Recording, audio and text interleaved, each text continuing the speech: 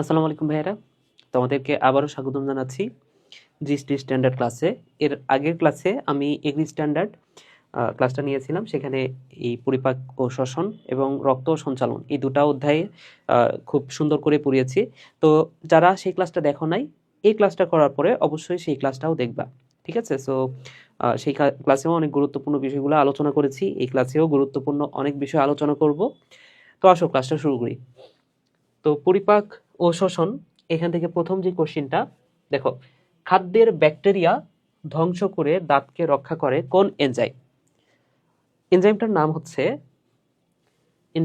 হচ্ছে লাইসোজাইম। ওকে, সো আমাদের মুখে খাদ্য পরিপাককারী আরো এনজাইম আছে কিন্তু, ঠিক আছে? তো এর মধ্যে যে লাইসোজাইম এনজাইম, এটা হচ্ছে খাদ্যের ব্যাকটেরিয়া ধ্বংস করে। সো ঠিক আছে, সো এটা খাদ্যের ব্যাকটেরিয়া ধ্বংস করে দাঁতকে রক্ষা করে। এখন মুখ গহ্বরে যে এনজাইমগুলো আছে সেটা যদি আমি বলি, তাহলে মুখ গহ্বরে যে লালা গ্রন্থি আছে, লালা গ্রন্থি থেকে যে এনজাইমটা নিঃসৃত হয় সেটা হচ্ছে শর্করা পরিপাককারী এনজাইম। ওকে, লালা গ্রন্থিতে যে এনজাইমগুলো থাকে সেটা হচ্ছে শর্করা পরিপাককারী এনজাইম। তাহলে লালা গ্রন্থিতে শর্করা পরিপাককারী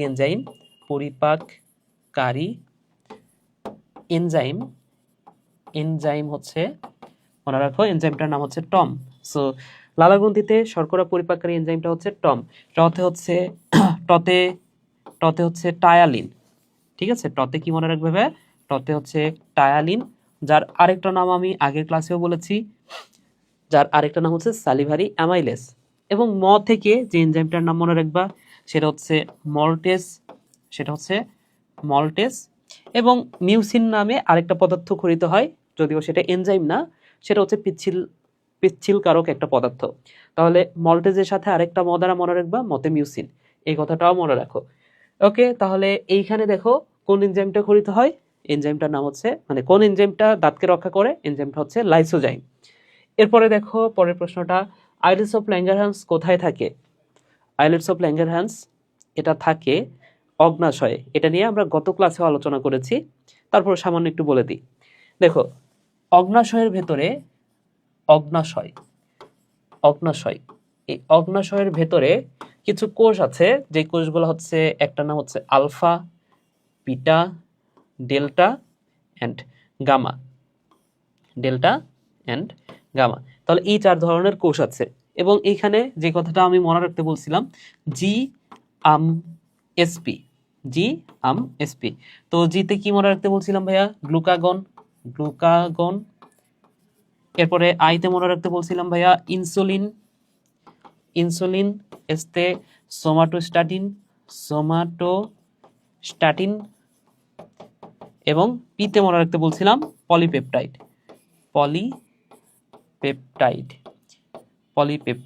ঠিক আছে? তো এই 4 ধরনের কোষ কোথা থেকে নিঃসৃত হয়? 4 ধরনের কোষ অগ্নাশয়ের আইলেটস অফ ল্যাঙ্গারহ্যান্স থেকে নিঃসৃত হয়। তাহলে অগ্নাশয়ের আইলেটস অফ ল্যাঙ্গারহ্যান্স থেকে এই হরমোনগুলা নিঃসৃত হয়। ওকে, সো এখানে এই হরমোনগুলার কাজ কি? এই হরমোনগুলার কাজ হচ্ছে, এই যে নাম যেটা শুরুতেই যেটা আছে সেটা হচ্ছে গ্লুকাগন। এই গ্লুকাগনের কাজ হচ্ছে ভাইয়া রক্তে গ্লুকোজ বাড়ায়। এটা হচ্ছে রক্তে গ্লুকোজের পরিমাণ বাড়ায়। ইনসুলিন, তোমরা এটা হয়তো বা প্রত্যেকেই জানো, ইনসুলিন রক্তে গ্লুকোজের পরিমাণটা কমায়। ওকে, সো এটার কাজ হচ্ছে গ্লুকোজ কমায়। এরপরে সোমাটোস্ট্যাটিন, এটার কাজ হচ্ছে আলফা এবং বিটার ক্ষরণ নিয়ন্ত্রণ করে। তাহলে আলফা এবং বিটা কতটুকু ক্ষরিত হবে সেটা নিয়ন্ত্রণ করে কে? সোমাটোস্ট্যাটিন। এবং এই যে পলিপেপটাইড যেটা, এটা হচ্ছে অগ্নাশয়ের ক্ষরণকে বাধা দেয়। অগ্নাশয় ক্ষরণে বাধা দেয় কে? অ্যান্সারটা হচ্ছে পলিপেপটাইড। ওকে, তাহলে সামনের দিকে আগাই আমরা। আচ্ছা, তাহলে আইলেটস অফ ল্যাঙ্গারহ্যান্স এটা কোথায় পাওয়া যায়? এটার অ্যান্সারটা হচ্ছে অগ্নাশয়ে পাওয়া যায়। পরের প্রশ্নটাতে যাই, মানুষের যকৃতের ওজন কত? তো এটাও গত ক্লাসে পড়েছি। যকৃতকে কিন্তু কয়েকটা বিশেষ নামে ডাকা হয়। এটাকে বলা হয় জৈব রসায়নাগার বা এটা হচ্ছে জৈব রসায়নাগার বা অর্গানিক ল্যাবরেটরি। ঠিক আছে, তাহলে এটার আরেকটা নাম কি? জৈব রসায়নাগার। রসায়নাগার। কেন এটাকে জৈব রসায়নাগার বলা হচ্ছে? কারণ এই যকৃতের ভেতরে প্রায় 500 ধরনের কাজ সম্পন্ন হয়। কি হয় ভাইয়া? এখানে প্রায় 500 ধরনের কাজ সম্পন্ন হয়। এবং এই যকৃতের ওজনটাও বলছিলাম, যকৃতের ওজনটা হচ্ছে 1.5 থেকে 2 কেজি, 1.5 থেকে 2 কেজি। এবং এটার দেহের 3 থেকে 5% জায়গা দখল করে। তাহলে দেহের এই 2 থেকে 1.5 থেকে 2 কেজি, এটা দেহের কত পার্সেন্ট জায়গা দখল করে ভাইয়া? এটা হচ্ছে দেহের ওজনের প্রায় 3 থেকে 5%, 3 থেকে 5% জায়গা দখল করে। এছাড়াও যকৃতের আরো কিছু বৈশিষ্ট্য যদি আমি বলি, যকৃতের যে আবরণ, যকৃতের আবরণটার নাম মনে রাখো ভাইয়া, আবরণটা হচ্ছে গ্লিসন্স ক্যাপসুল। গ্লিসন্স ক্যাপসুল হচ্ছে যকৃতের আবরণ, ক্যাপসুল। এবং যকৃতের খণ্ড কয়টা ভাইয়া? যকৃতের 4টা খণ্ড আছে, যকৃতের খণ্ড হচ্ছে 4টা। এগুলো যে কোনোটা প্রশ্ন আসতে পারে, সবগুলোই লিখে দিচ্ছি। তাহলে যকৃতের খণ্ড কোনটা? একটা হচ্ছে ডান খণ্ড, বাম খণ্ড, কোয়াড্রেট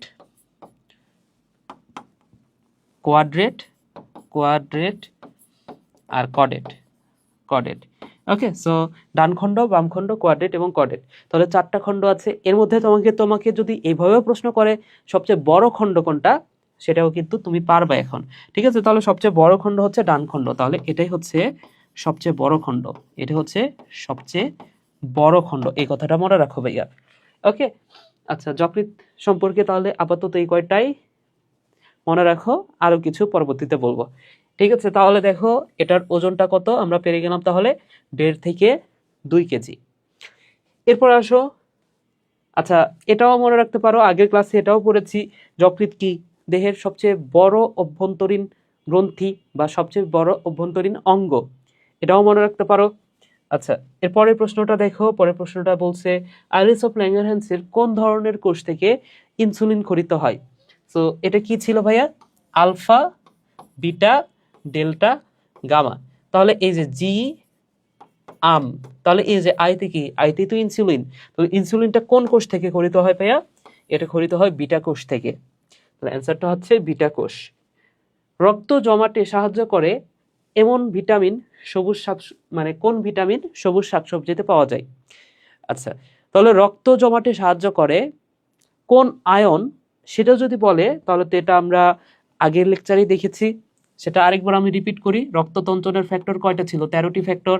এর মধ্যে প্রধান 4টি ফ্যাক্টর ছিল, প্রধান 4টি ফ্যাক্টর। তাহলে ফ্যাক্টরগুলো কি কি ছিল ভাইয়া? আমি বলছিলাম ফুল পরে থপাস করে, অর্থাৎ ফাইব্রিনোজেন, প্রোথ্রম্বিন, থ্রম্বোপ্লাস্টিন এবং 4 নম্বর হচ্ছে ক্যালসিয়াম 2+ আয়ন, তাই না? তাহলে তোমাকে যদি বলতো যে এখানে ভিটামিন না বলে যদি বলতো যে কোন আয়ন, অ্যান্সারটা হয়তো কিন্তু ক্যালসিয়াম। তাহলে ক্যালসিয়াম 2+ আয়ন, এটাই হচ্ছে রক্ত জমাটে সাহায্য করে। কিন্তু তোমাকে যদি বলে যে কোন ভিটামিন, অপশনগুলো দেখো, vitamin D, vitamin E, vitamin K এবং ভিটামিন এ। তো এটার অ্যান্সারটাও হচ্ছে ভিটামিন কে। তো এটা আমি যেভাবে মনে রাখি সেটা তোমাকে বলে দিই। এখানে কে থেকে মনে রাখো কোয়াগুলেশন, কোয়াগুলেশন। তাহলে কোয়াগুলেশন এটা আসলে কি? এটা হচ্ছে রক্ত জমাট বাঁধানো। তাহলে রক্ত জমাট বাঁধানোর বিপরীত যদি বলা হয় তাহলে সেটাকে আমি কি বলতে পারি? অ্যান্টিকোয়াগুলেশন। সেটাকে কি বলা হয়? সেটা হচ্ছে অ্যান্টিকোয়াগুলেশন।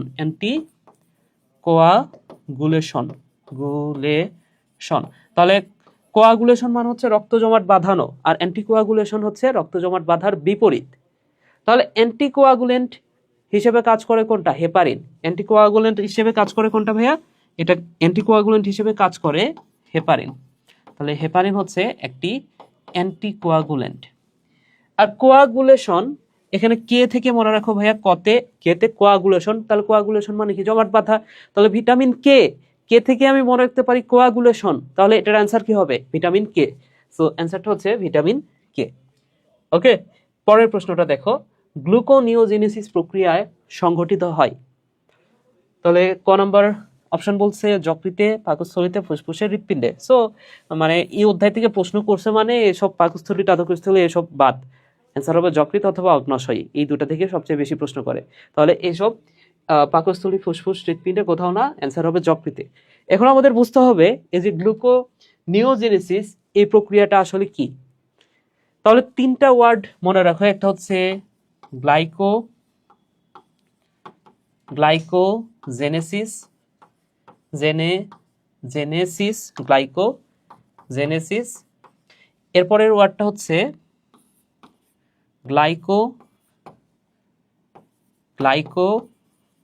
জেনোলাইসিস, এবং আরেকটা হচ্ছে গ্লুকোনিওজেনেসিস।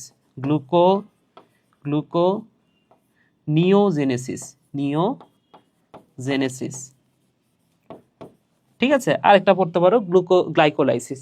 তো গ্লাইকোলাইসিস কি, গ্লুকোজ ভেঙে এখান থেকে কোনো কিছু তৈরি করাকে বলা হচ্ছে গ্লাইকোলাইসিস। তো ওইটা বাদ, জাস্ট এই তিনটার দিকে একটু ফোকাস করো। দেখো, একটা হচ্ছে গ্লাইকোজেনেসিস, একটা হচ্ছে গ্লাইকোজেনোলাইসিস, এবং আরেকটা হচ্ছে গ্লুকোনিওজেনেসিস। তো প্রতিটা নামের শেষে কি আছে? প্রতিটা নামের শেষে আছে সিস। আর সিস এগুলো এখন তোমাদের কাছে ডাল ভাত আশা করি। সিস কথাটার অর্থ কি ভাইয়া? সিস কথাটার অর্থ হচ্ছে প্রক্রিয়া। তাহলে জেনেসিস মানে কি? জেনেসিস নামের আগে আছে জেনেসিস মানে হচ্ছে তৈরির প্রক্রিয়া। তাহলে জেনেসিস মানে হচ্ছে তৈরির প্রক্রিয়া। তাহলে গ্লাইকো নামের শুরুতে আছে গ্লাইকো থেকে মনে রাখো গ্লাইকোজেন। তাহলে গ্লাইকোজেনেসিস মানে কি? গ্লাইকোজেন তৈরির প্রক্রিয়া।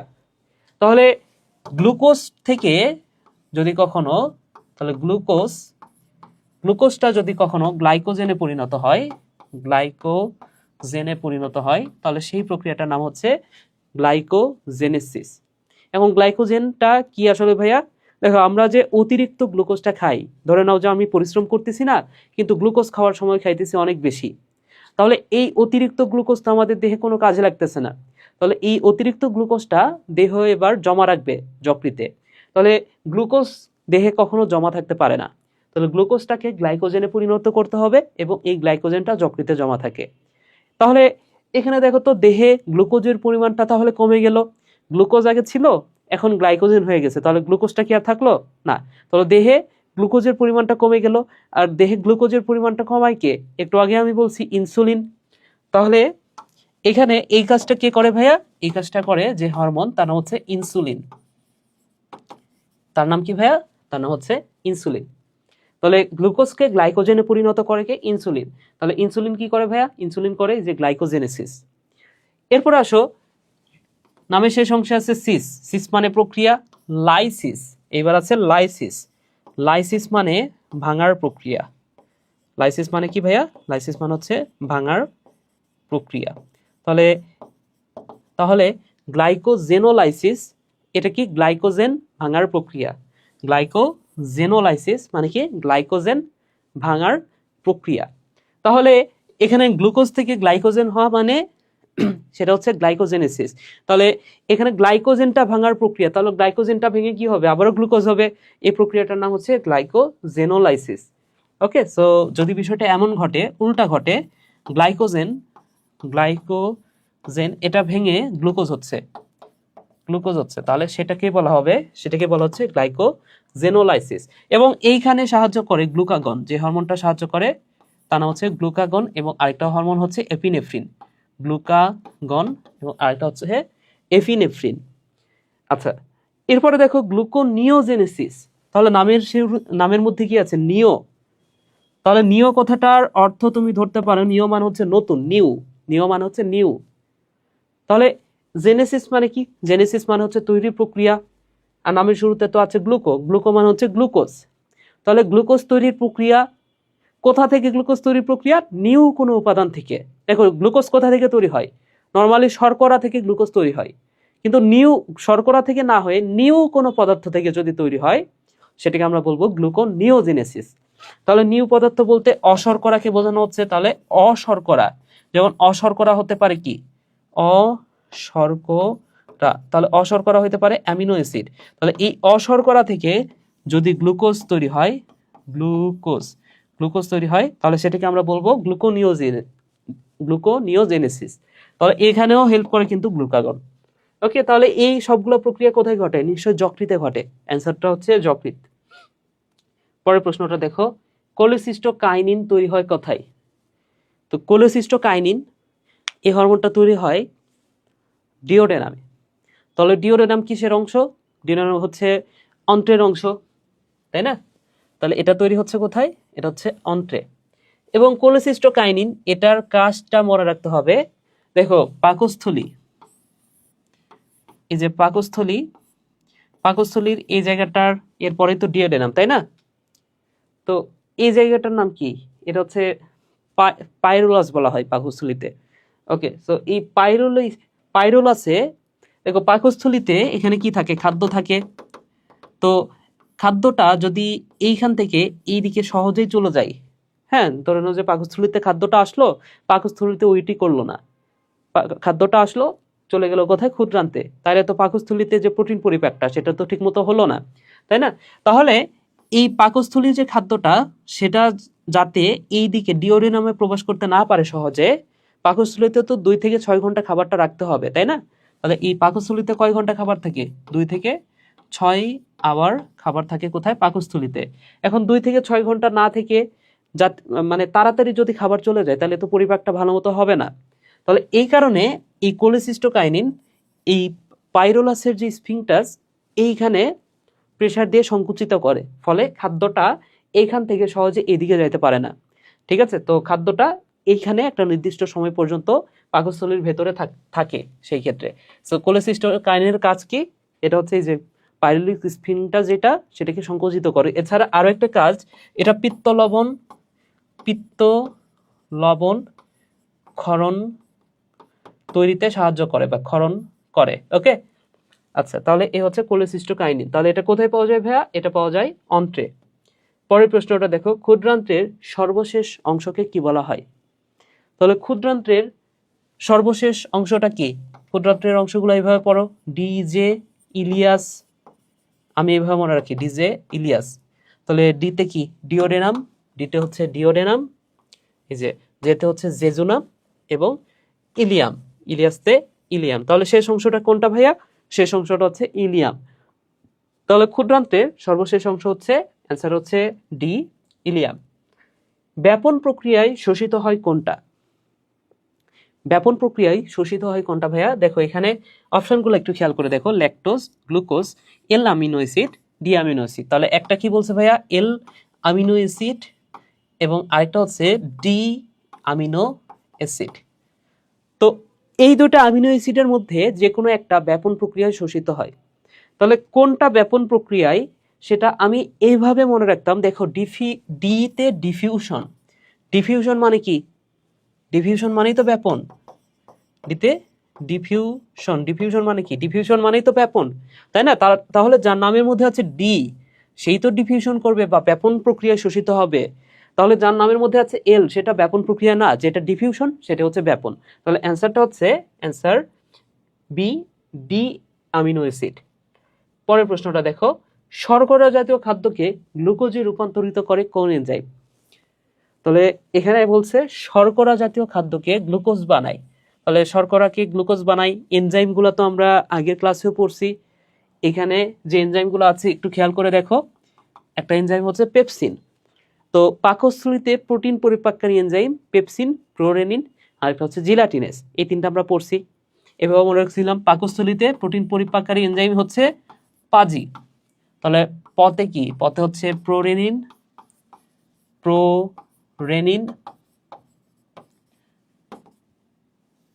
পতে পেপসিনোজেন,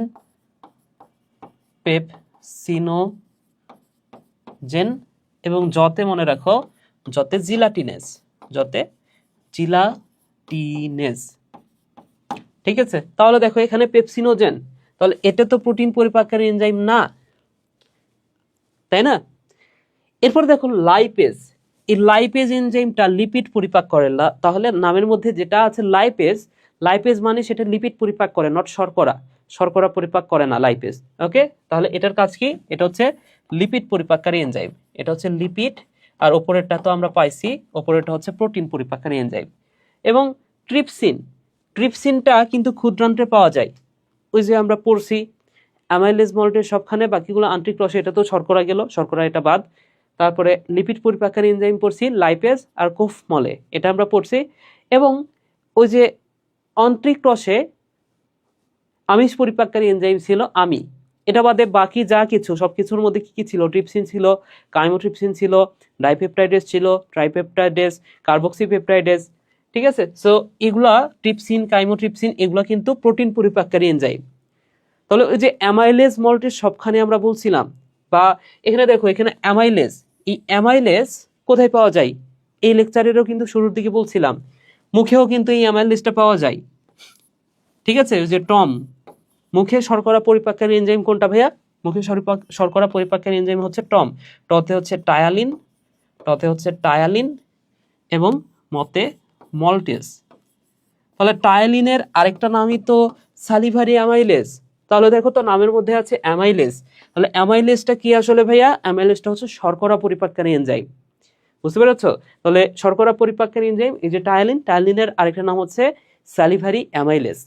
ঠিক আছে, তো ওই কৃষি স্ট্যান্ডার্ড যে ক্লাসটা, সেইখানে আমি সবগুলা এনজাইমের একটা ছক করে দিছি। তোমরা অবশ্যই ওই এনজাইমের যে বিষয়টা, ওইটা কিন্তু অবশ্যই দেখবা একটু। ঠিক আছে, তাইলে এই এনজাইম থেকে যে কোনো ধরনের প্রশ্ন আসুক তোমার কখনোই ভুল হবে না। ওইখানে সবগুলো এনজাইম নিয়ে আলোচনা করছি। ওকে, ঠিক এর আগের ক্লাসটা, এই ক্লাসটা দেখার পরে ওই ক্লাসটা একটু এক নজর দেখবা। পরের প্রশ্নটা দেখো, গবলেট কোষ কোথায় থাকে? গবলেট কোষ এটা পাওয়া যায় ভিলায়ে।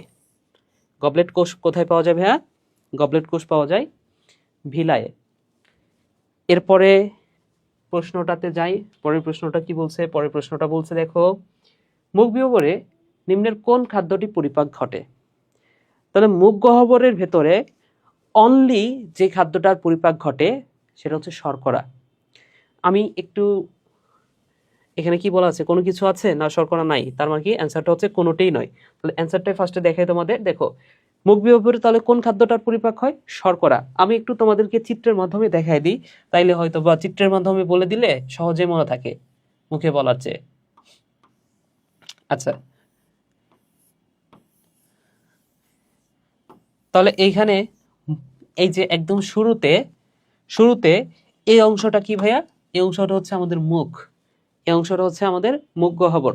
তাহলে মুখ গহ্বরের লালা গ্রন্থিতে শুধুমাত্র যে এনজাইমটা থাকে সেই এনজাইমটার নাম কি ভাইয়া? সেই এনজাইমটার নাম হচ্ছে, সেই এনজাইমটা কি জাতীয় খাবার পরিপাক করে? সেটা হচ্ছে শর্করা জাতীয় খাবার পরিপাক করে। তাহলে এখানে কি ধরনের খাবার পরিপাক হয়? শুধুমাত্র শর্করা জাতীয় খাবার পরিপাক হয়। এরপরে এই খাবারটা কোথায় আসে? এই খাবারটা নিশ্চয়ই আসে পাকস্থলীতে। তাহলে এখানে খাবারটা আছে। যখন এইখানে খাবারটা থাকে সেই সময়ে আমরা যে ধরনেরই খাবার খাই, আমরা তো 3 ধরনের খাবার খাই, শর্করা খাই, লিপিড খাই, আমিষ খাই। এই 3 ধরনের খাবারের মধ্যে শুধুমাত্র যেগুলো প্রোটিন, তাহলে পাকস্থলীতে শুধুমাত্র প্রোটিন জাতীয় যে খাবারগুলা সেগুলো পরিপাক হয়। এই প্রোটিনের সাথে আরেকটা খাবার পরিপাক হইতে পারে, সেটা খুব বেশি হয় না, কিছু পরিমাণ লিপিডও হইতে পারে। ঠিক আছে, তাহলে প্রোটিনটা মেইনলি পরিপাক হয় কোথায়? পাকস্থলীতে। এবং এর সাথে কিছুটা লিপিড, কিছু লিপিড যেমন দুগ্ধজাত যে লিপিডগুলো আছে সেগুলা পাকস্থলীতে পরিপাক হতে পারে। এবং এরপরে খাবারটা কোথায় চলে আসে? খাবারটা চলে আসে ক্ষুদ্রান্ত্রে। এবং ক্ষুদ্রান্ত্রে আসার পরে সেখানে শর্করাও পরিপাক ঘটে, লিপিডও ঘটে, আমিষও ঘটে। তাহলে এখানে 3 ধরনের খাবারই এখানে ঘটতে পারে, শর্করা, লিপিড, আমিষ, 3 ধরনের খাবারেরই পরিপাক ঘটে। তাহলে মুখ গহ্বরে কোনটা? মুখ গহ্বরে শর্করা। তাহলে যেহেতু শর্করা নাই, তাহলে অ্যান্সারটা হচ্ছে কোনোটাই নয়। পরের প্রশ্নটা দেখো, পানিতে দ্রবণীয় ভিটামিন 9 কোনটা? তাহলে পানিতে দ্রবণীয় ভিটামিন, আরো কিছু ভিটামিন আছে যেগুলো হচ্ছে চর্বিতে দ্রবণীয় ভিটামিন। তাহলে চর্বিতে দ্রবণীয় ভিটামিন কোনগুলা সেটা একটু বলে দিই। চর্বিতে দ্রবণীয় ভিটামিন, চর্বিতে দ্রবণীয় ভিটামিন হচ্ছে, এভাবে পড়তে পারো ভাইয়া, কেডা। ঠিক আছে, তুমি কাউকে বলতেছো কেডা রে, ঠিক আছে, আমরা বলি না কেডা, তো তুমি কাউকে বলো এই কেডা রে, তাহলে কেডা আসলে কি ভাইয়া, কেডা হচ্ছে চর্বিতে দ্রবণীয় ভিটামিন। তাহলে চর্বিতে দ্রবণীয় ভিটামিন কেডা রে, এভাবে করো। তাহলে বাকি থাকে কি পানিতে দ্রবণীয় ভিটামিন। তাহলে পানিতে দ্রবণীয় ভিটামিন হচ্ছে, পানিতে দ্রবণীয় ভিটামিনগুলো হচ্ছে ভিটামিন বি আর ভিটামিন সি। এই দুটো ভিটামিনকে বলা হচ্ছে পানিতে দ্রবণীয় ভিটামিন। তাহলে প্রশ্নটা কি ছিল, পানিতে দ্রবণীয় ভিটামিন নয় কোনটা, তাহলে ভিটামিন কে, কেডা, বুঝতে পেরেছো? পরের প্রশ্নটাতে যাই। পরের প্রশ্নটা বলছে মানুষের অ্যাপেন্ডিক্স পরিপাকনালীর কোন অংশের সাথে যুক্ত থাকে? অ্যাপেন্ডিক্স কোথায় যুক্ত থাকে? তাহলে আসো আমি একটু বৃহদান্ত্রের কিছু অংশ সম্পর্কে পড়াই তোমাদের। তাহলে বৃহদান্ত্র, আমি তোমাদেরকে বৃহদান্ত্রে কি কি আছে সেটা আমি একটু পড়াই। তো বৃহদান্ত্রেরও তিনটা অংশ। এক নম্বর হচ্ছে সিকাম, 2 নম্বর হচ্ছে কোলন এবং 3 নম্বর হচ্ছে মলাশয়। ওকে, তাহলে সিকাম, কোলন, মলাশয়। এখানে কোলনকে আবার কয়েকটা নামে ডাকা হয়। যেই কোলনটা ওপরের দিকে যায় সেটা হচ্ছে ঊর্ধ্বমুখী কোলন। সেটা কি ভাইয়া? ঊর্ধ্বমুখী কোলন। তারপরে পাশের দিকে যায় বা অনুপ্রস্থ ভাবে যায়, তাহলে অনুপ্রস্থ কোলন, অনুপ্রস্থ, এটা হয় অনুপ্রস্থ। তারপরে নিচের দিকে যায়, তার মানে কি নিম্নমুখী, এবং তারপরে হয় সিগময়েড, এরপরে হয় সিগময়েড। ওকে, তাহলে দেখো কোলনকে 4টা নামে দেখা হচ্ছে। ওপরের দিকে গেলে ঊর্ধ্বমুখী, পাশে গেলে অনুপ্রস্থ, নিচের দিকে গেলে নিম্নমুখী এবং তারপরে সিগময়েড। আর সিকাম সম্পর্কে যে কথাটা মনে রাখবা, এই সিকামে অ্যাপেন্ডিক্স যুক্ত থাকে। ঠিক আছে, তাহলে অ্যাপেন্ডিক্স কোথায় যুক্ত থাকে? অ্যাপেন্ডিক্স যুক্ত থাকে কিন্তু সিকামে, বুঝতে পেরেছো? তাহলে সিকামে এখানে অ্যাপেন্ডিক্সটা যুক্ত থাকে, এই কথাটা মনে রাখো। পরের প্রশ্নটা দেখো ভাইয়া। পরের প্রশ্নটা হচ্ছে অতিরিক্ত খাদ্য থেকে লিভারে সঞ্চিত সুগার হলো,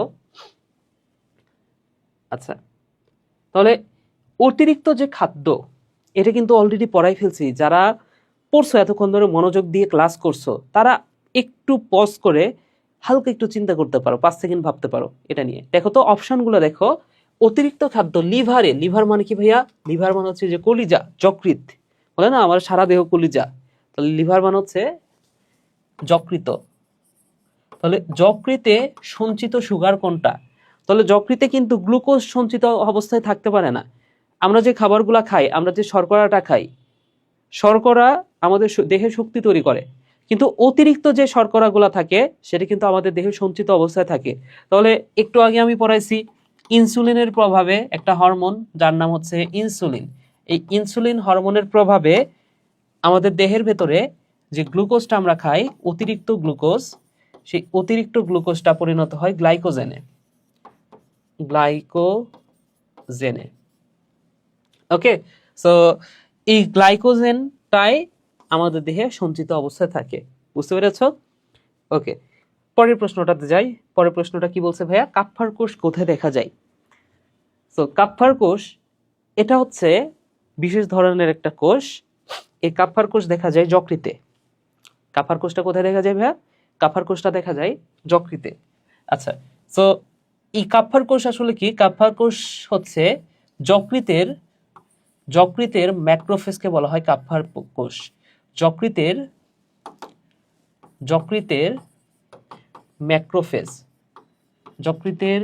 ম্যাক্রোফেজকে বলা হয় কাপ্ফার কোষ, বুঝতে পেরেছ? তাহলে এই কোষটা কোথায় দেখা যায়? নিশ্চয়ই দেখা যায় যকৃতে। এই কোষটা কোথায় দেখা যায়? নিশ্চয়ই দেখা যায় যকৃতে। তাহলে যকৃতের ভেতরে যে ম্যাক্রোফেজ, সেটাকে বলা হয় কাপ্ফার কোষ। তাহলে এটা যদি মস্তিষ্কে থাকে, তাহলে আমি যদি বলি মস্তিষ্কের ম্যাক্রোফেজ, আমি যদি বলি মস্তিষ্কের ম্যাক্রোফেজ, এটাকে বলা হয় মাইক্রোগ্লিয়া। এটাকে বলা হয় ভাইয়া মাইক্রোগ্লিয়া। তাহলে মস্তিষ্কের ম্যাক্রোফেজকে বলা হয় মাইক্রোগ্লিয়া। এরপরে যদি বলা হয় যে অস্থির ম্যাক্রোফেজকে কি বলা হয়? অস্থির ম্যাক্রোফেজকে কি বলা হয়? অস্থির ম্যাক্রোফেজকে বলা হয় অস্টিওক্লাস্ট। ঠিক আছে, এটাকে কি বলা হয়? এই অস্থির ম্যাক্রোফেজকে বলা হয় অস্টিওক্লাস্ট। এটাকে বলা হয় অস্টিওক্লাস্ট। এবং এরপরে আরেকটা বলতে পারি, সেটা হচ্ছে ফুসফুস। ফুসফুসের ম্যাক্রোফেজকে কি বলা হয়? এটা হচ্ছে অ্যালভিওলার ম্যাক্রোফেজ। ঠিক আছে, তাহলে আরো একটা ম্যাক্রোফেজ, সেটা হচ্ছে ফুসফুস। ফুসফুস ফুসফুস ফুসফুসের ম্যাক্রোফেজ। ফুসফুসের ম্যাক্রোফেজকে বলা হয় অ্যালভিওলার ম্যাক্রোফেজ। অ্যালভিওলার ভিওলার ম্যাক্রোফেজ। ক্লিয়ার ভাইয়া? তাহলে দেখো, যকৃতের ম্যাক্রোফেজ এটা হচ্ছে কাপ্ফার কোষ। যকৃতের ম্যাক্রোফেজ কাপ্ফার কোষ, এই কথাটা মনে রাখো। তাহলে যকৃতে কাপ্ফার কোষ পাওয়া যায়। পরের প্রশ্নটাতে যাই। একজন প্রাপ্তবয়স্ক মানুষের দিনে কত লিটার গ্যাস্ট্রিক জুস খরিত হয়? 2 লিটার। গ্যাস্ট্রিক জুস কত লিটার খরিত হয়? অ্যান্সার হচ্ছে 2 লিটার। এছাড়া আমি বলতে পারি আরো কয়েকটি ইনফরমেশন মনে রাখো, সংখ্যাভিত্তিক তথ্য যেহেতু চলে আসলো, মুখে বলে দিই। মানুষের দেহে রক্ত কত লিটার? 5 থেকে 6 লিটার। আর যদি বলা হয় মানুষের দেহে লসিকা কত লিটার, তাহলে রক্তের ডাবল 10 থেকে 12 লিটার। ঠিক আছে, গ্যাস্ট্রিক জুস কত লিটার? 2 লিটার। রক্ত কত লিটার? 5 থেকে 6। আর লসিকা তার ডাবল 10 থেকে 12। ঠিক আছে, এরপরের প্রশ্নটা দেখো ভাইয়া, পরের অধ্যায়টাতে চলে যাই। পরের অধ্যায়টা হচ্ছে রক্ত সংবহন। তাহলে রক্ত সংবহন থেকে প্রথম যে প্রশ্নটা করা হয়েছে, কোন রক্তকণিকা দেহাভ্যন্তরে রোগ ভক্ষণ করে বা রোগ জীবাণু ভক্ষণ করে? তাহলে এটা নিয়ে কিন্তু আমরা অলরেডি আলোচনা করছি। কোন জীবাণুটা আমি আরেকবার একটু লিখে দিই। লিম্ফোসাইট, এটা নিয়ে আমরা আলোচনা করছি যে গ্র্যানুলোসাইট, একগ্র্যানুলোসাইট দুইটা ভাগে ভাগ করছি। তো একটা হচ্ছে লিম্ফোসাইট,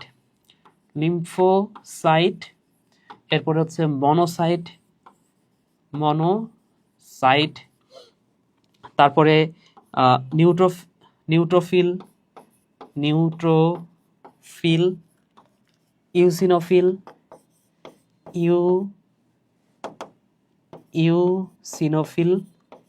ইউসিনোফিল এবং বেজোফিল।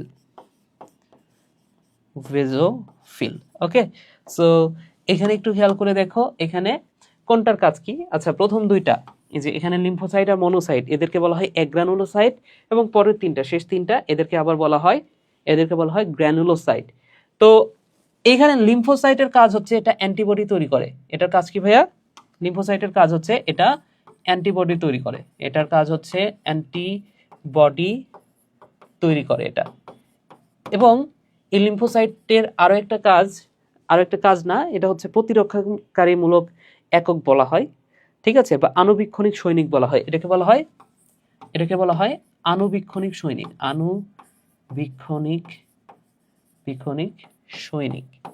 এটাকে বলা হয় আণুবীক্ষণিক সৈনিক। এই কথাটা মনে রাখো। এছাড়া এখানে যে কথাটা মনে রাখবা, এভাবে মনে রাখো, এরা খায়। কি খায়? জীবাণু খায়। তাহলে রোগ জীবাণু খায় কে? মনোসাইট, আরেকটা হচ্ছে নিউট্রোফিল। কি প্রক্রিয়ায় খায়? ফ্যাগোসাইটোসিস প্রক্রিয়ায় খায়। এছাড়া বেসোফিল সম্পর্কে মনে রাখছিলাম হ দ্বারা দুইটা কথা, একটা হচ্ছে হতে হেপারিন, আর একটা হচ্ছে হতে হিস্টামিন। আর ইউসিনোফিল, এটা অ্যালার্জিক প্রতিক্রিয়া বা অ্যালার্জিক সাড়া দেয়। ওকে, তাহলে এখানে রোগ জীবাণু ভক্ষণ করে কে? তাহলে মনি তো খায়, তাহলে ভক্ষণ করে কে বা খায় কে? খায় হচ্ছে মনোসাইট। যদি নিউট্রোফিল থাকতো তাহলে অ্যান্সার হতো নিউট্রোফিল। পরের প্রশ্নটাতে যাই। পরের প্রশ্নটা বলছে, স্তন্যপায়ী প্রাণীর কোন কোষে নিউক্লিয়াস থাকে না? তো এটা কিন্তু খুব ফেভারিট একটা প্রশ্ন ভার্সিটিতে যারা প্রশ্ন করে তাদের। ওকে, তো প্রশ্নকর্তাদের খুব ফেভারিট প্রশ্নগুলোর মধ্যে এটা একটা। সেটা হচ্ছে নিউক্লিয়াস নিয়ে প্রশ্ন করে তারা। তো নিউক্লিয়াস কয়টা থাকে? একটা থাকে কোন কোষে, দুইটা থাকে কোন কোষে, থাকে না কোন কোষে, বহু নিউক্লিয়াস থাকে কোন কোষে, খুবই ফেভারিট তাদের। তো আমি একটু বলে দিতে পাদের, এটা কখনোই ভুল করবা না। ইভেন এই ক্লাসটা করার পরে এটা একদম মাথায় একদম সেট করে নিবা, কখনোই যাতে ভুল না হয়।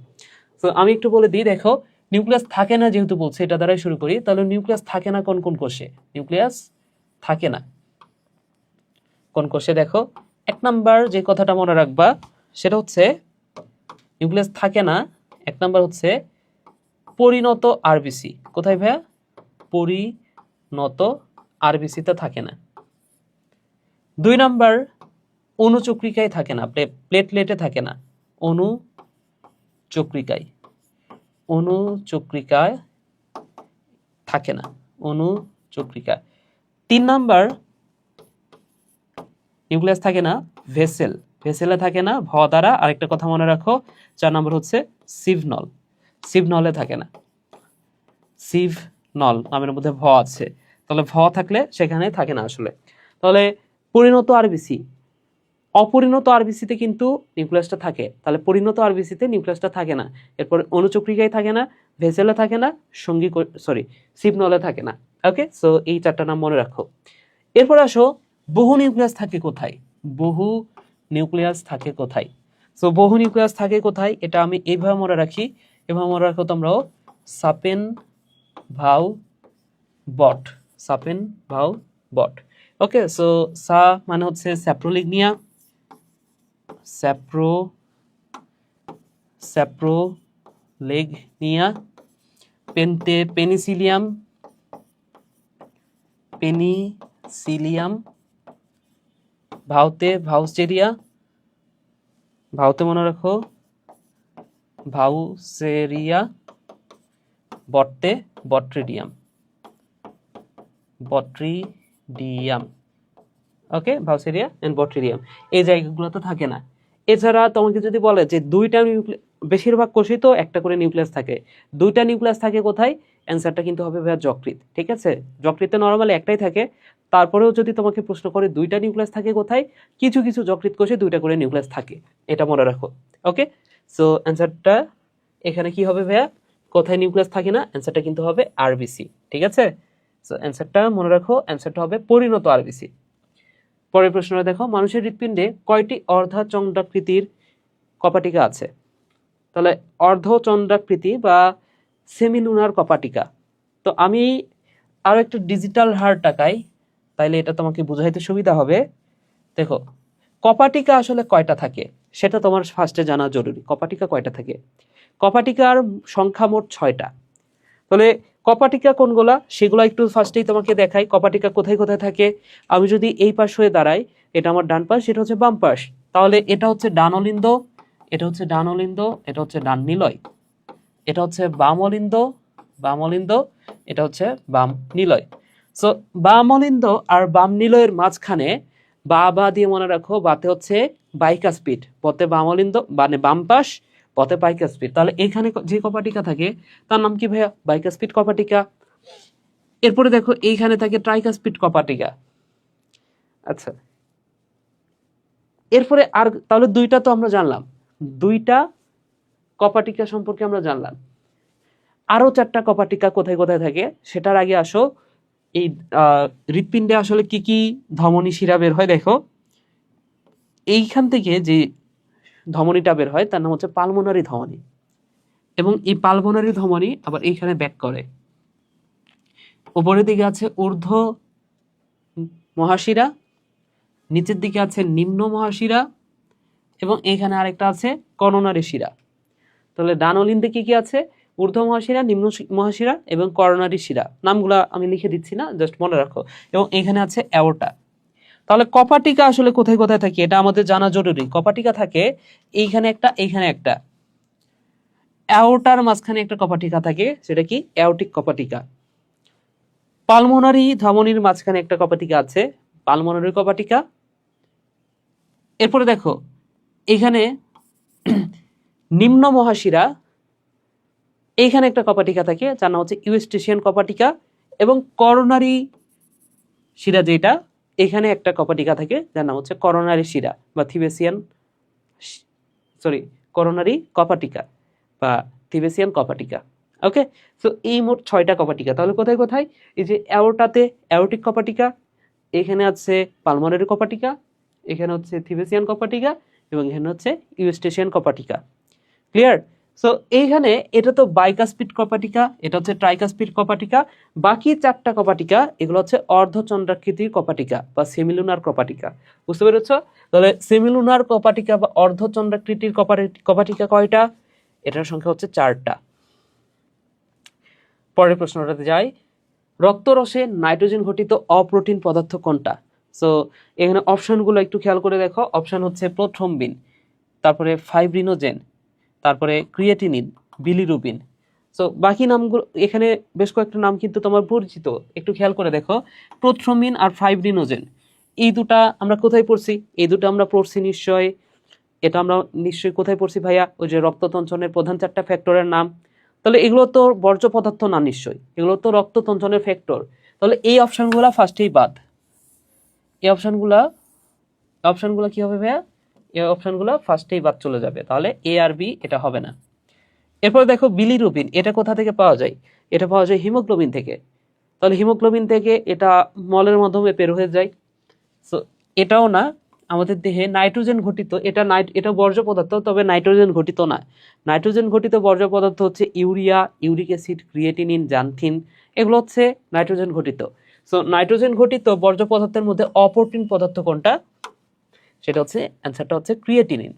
ওকে, নাইট্রোজেন ঘটিত বর্জ্য পদার্থ এখানে একটাই দেওয়া আছে, তাহলে যেহেতু একটাই দেওয়া আছে ওইটাই অ্যান্সার হবে। আচ্ছা, পরের প্রশ্নটা দেখো, ওপেন হার্ট সার্জারি কত প্রকারের হয়? ওপেন হার্ট সার্জারি কত প্রকারের হয়? সো এটা হয় 3 প্রকারের। অ্যান্সারটা কি? 3 প্রকার। তাহলে এটার অ্যান্সারটা কি? 3 প্রকার। এখন কি কি 3 প্রকার কি কি ভাইয়া? এক নম্বর হচ্ছে অন পাম্প, 2 নম্বর হচ্ছে অফ পাম্প, এবং 3 নম্বর হচ্ছে রোবট সহযোগী। 3 নম্বর হচ্ছে রোবট সহযোগী। ওকে, সো রোবট সহযোগী, এটা তো রোবটের মাধ্যমে করা হবে, এটা একটু বাদ দিলাম। বাকি দুইটা একটু খেয়াল করে দেখো ভাইয়া, একটা হচ্ছে অন পাম্প, আরেকটা হচ্ছে অফ পাম্প।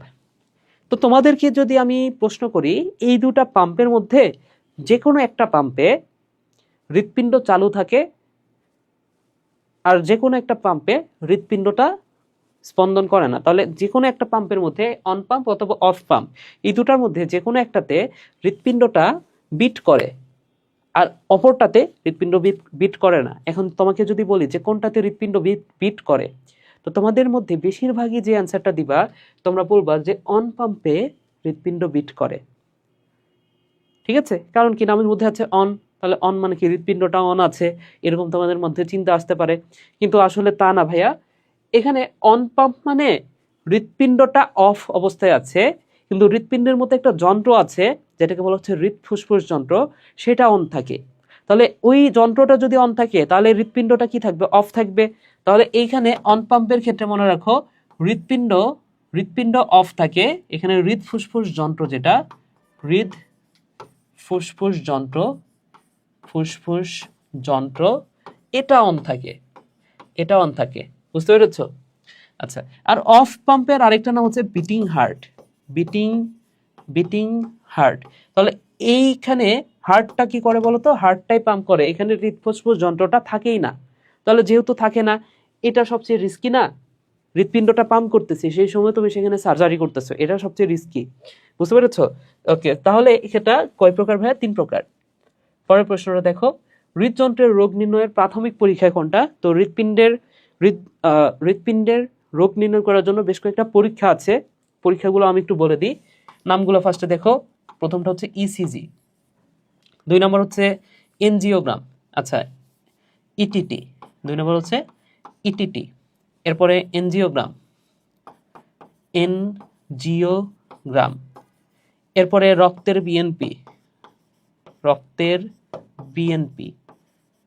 বিএনপি, এরপরে যেইটা সেটা হচ্ছে এমআরআই, এরপরে যে পরীক্ষা সেটা হচ্ছে এক্স রে। সো নামগুলো একটু খেয়াল করে দেখো ভাইয়া। হৃৎপিণ্ড নিয়ে কোনো সমস্যা নিয়ে যদি তুমি ডাক্তারের কাছে যাও, তোমাকে প্রাথমিকভাবে যে চিকিৎসাটা দিবে বা প্রাথমিকভাবে যে পরীক্ষাটা করতে বলবে সেটা হচ্ছে ইসিজি, ইলেকট্রোকার্ডিওগ্রাম। ঠিক আছে, তার মানে কি, তুমি হৃৎপিণ্ডের সমস্যা নিয়ে গেলে ডাক্তারের কাছে নিয়ে গেলে প্রাথমিকভাবে এটা দিবেই, তাহলে সেটা হচ্ছে ইলেকট্রোকার্ডিওগ্রাম, সেটা হচ্ছে ইসিজি। তাহলে এটা কি? প্রাথমিক, এটা হচ্ছে প্রাথমিক চিকিৎসা, এটা হচ্ছে প্রাথমিক।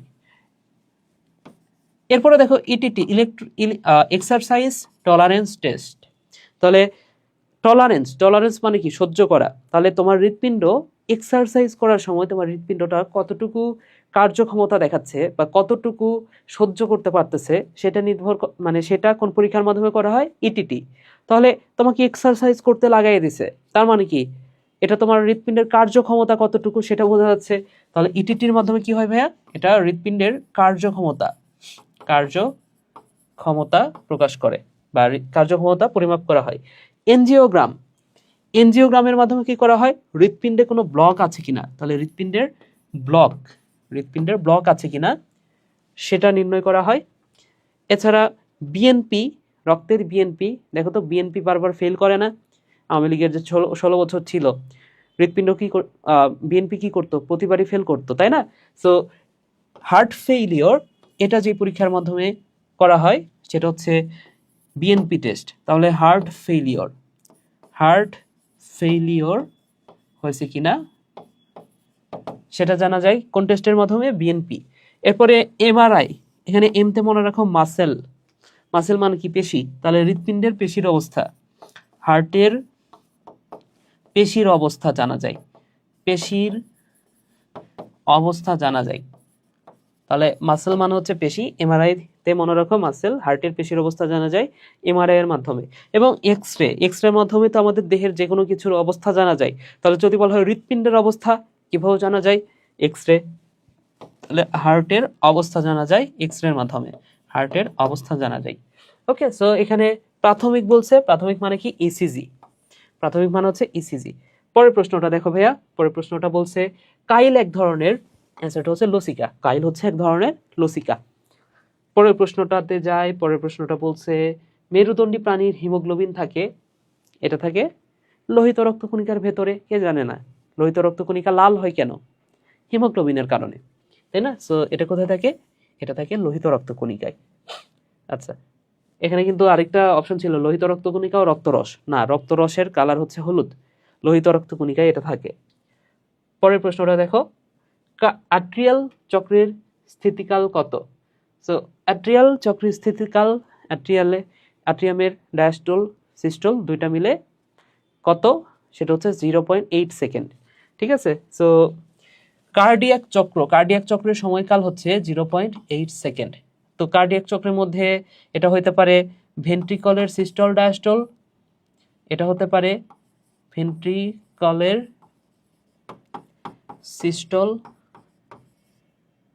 সিস্টল অথবা হতে পারে ভেন্ট্রিকলের ডায়াস্টল।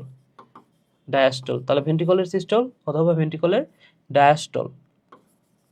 এছাড়া হতে পারে অ্যাট্রিয়ামের ডায়াস্টল, অ্যাট্রিয়ামের সিস্টল।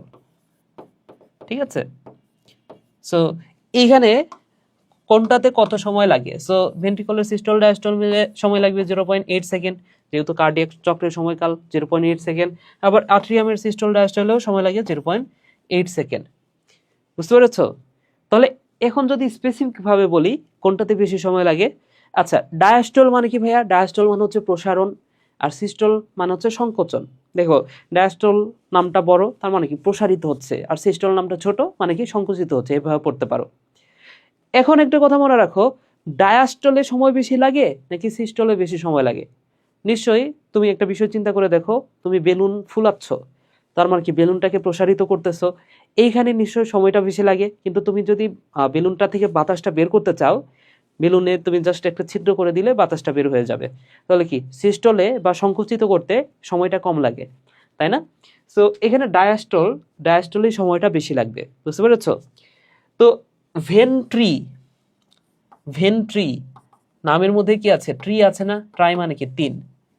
তাহলে ভেন্ট্রিকলের যে সিস্টল, সেখানে সময় লাগে 0.3 সেকেন্ড। এই কথাটা মনে রাখো, ট্রাই মানে 3, তাহলে 0.3 সেকেন্ড। তাহলে দেখো, সিস্টল আর ডায়াস্টল মিলে যদি 0.8 সেকেন্ড লাগে, তাহলে এখানে তো 0.3 লাগছে, তাহলে ডায়াস্টলে কতটুকু লাগবে? 0.5। আচ্ছা, আর এইখানে সিস্টলের সময় লাগে 0.1, তাহলে এইখানে সময় লাগবে 0.7। ঠিক আছে, সো নাম্বারগুলো মনে রাখো। আট্রিয়াল চক্রের স্থিতিকাল কত? 0.8 সেকেন্ড। তাহলে সর্বমোট 0.8 সেকেন্ড। ওকে, আণুবীক্ষণিক সৈনিক বলা হয় কাকে? এটা কিন্তু এর আগেও পড়াইছি, সেটা হচ্ছে লিম্ফোসাইটকে। আণুবীক্ষণিক সৈনিক বলা হয় কাকে ভাইয়া? লিম্ফোসাইট। পরের প্রশ্নটা দেখো, রক্তে লোহিত রক্তকণিকা ও শ্বেত রক্তকণিকার অনুপাত কত? অর্থাৎ আরবিসি টু ডাব্লিউবিসি। ঠিক আছে, সো কোন বইয়ে এটার অ্যান্সার আছে 700:1, 700:1, কোন বইয়ে আছে 600:1। ঠিক আছে, তো এটার রিয়েল অ্যান্সারটা 700:1 কিন্তু হবে। কিন্তু তোমাকে যদি প্রশ্নে এখানে 700:1 না থাকে তাহলে সেক্ষেত্রে তুমি অ্যান্সার দিবা 600:1। ওকে, সো অ্যান্সারটা হচ্ছে 700:1। এরপরে দেখো ভাইয়া পরের প্রশ্নটাতে যাই। পরের প্রশ্নটা কি বলেছে দেখো, পরের প্রশ্নটা বলেছে কোন অঙ্গ লোহিত রক্তকণিকা ভেঙে হিমোগ্লোবিন মুক্ত করে? সো কোন অঙ্গটা হিমোগ্লোবিন মুক্ত করে? সেটা হচ্ছে প্লীহা। তাহলে প্লীহা লোহিত রক্তকণিকাকে ভাঙে, তাহলে প্লীহার সাথে আরেকটা অঙ্গর কথা মনে রাখো, সেটা হচ্ছে যকৃৎ। তাহলে লোহিত রক্তকণিকাকে ভাঙে কোন কোন অঙ্গ? এটা হচ্ছে যকৃৎ, আরেকটা হচ্ছে প্লীহা। এর মধ্যে যেটা প্লীহাকে বেশ কয়েকটা নামে ডাকা হয়। এটাকে বলা হয় রক্তের আরবিসি, এটাকে বলা হয় লোহিত রক্তকণিকা এর কবরস্থান, এর কবরস্থান। ওকে, আচ্ছা, প্লীহাকে আরেকটা নামে ডাকা হয়, এটাকে বলা হয় ব্লাড ব্যাংক। এটাকে বলা হয় ব্লাড ব্যাংক অথবা রক্তের রিজার্ভার। এটাকে বলা হয় রক্তের রিজার্ভার। ওকে, কেন এটাকে ব্লাড ব্যাংক বা রক্তের রিজার্ভার বলা হচ্ছে? কারণ এটা 300 মিলিলিটার রক্ত জমা রাখে। কত মিলিলিটার রক্ত? 300 মিলিলিটার রক্ত এটা জমা রাখে। এই কথাটা মনে রাখো ভাইয়া। ঠিক আছে, সো পরের প্রশ্নটাতে যাই। নিজের কোনটিকে বলা হচ্ছে পেসমেকার? তাহলে প্রাকৃতিক পেসমেকার কোনটা? স্যান, এটা আমি আগেও পড়াইছি। সো স্যান কি? এটা হচ্ছে প্রাকৃতিক পেসমেকার। আর যদি বলা হয় এভিএন, এটা হচ্ছে সংরক্ষিত পেসমেকার। ওকে, সো প্রাকৃতিক পেসমেকার কোনটা? স্যান। পরের প্রশ্নটা দেখো, রক্তরস বা প্লাজমার পিএইচ কত? তো রক্তরস বা প্লাজমার পিএইচ হচ্ছে 7.35 থেকে 7.45, গড় করলে 7.4 হয়। সো অ্যান্সারটা হচ্ছে 7.4। ওকে, সো অ্যান্সারটা হচ্ছে ভাইয়া 7.4। তাহলে এর মাধ্যমে আজকের জিএসটি স্ট্যান্ডার্ড যে ক্লাসটা সেটা শেষ হলো। আশা করি এই ক্লাসটা থেকে তোমরা অনেক বেশি উপকৃত হয়েছো। এই ক্লাসটা দেখার পরে তোমরা যারা আগের ক্লাসটা দেখো নাই জিএসটি স্ট্যান্ডার্ড, সেটাও দেখে নিবা, এবং সেখানে আমরা আরও কিছু এক্সট্রা গুরুত্বপূর্ণ টপিক নিয়ে আলোচনা করেছি। ঠিক আছে, সো আশা করি তোমরা ক্লাসটা থেকে উপকৃত হয়েছো। আজকের ক্লাসটা এখানেই শেষ করতেছি। সবাই ভালো থাকো, সুস্থ থাকো, টাটা।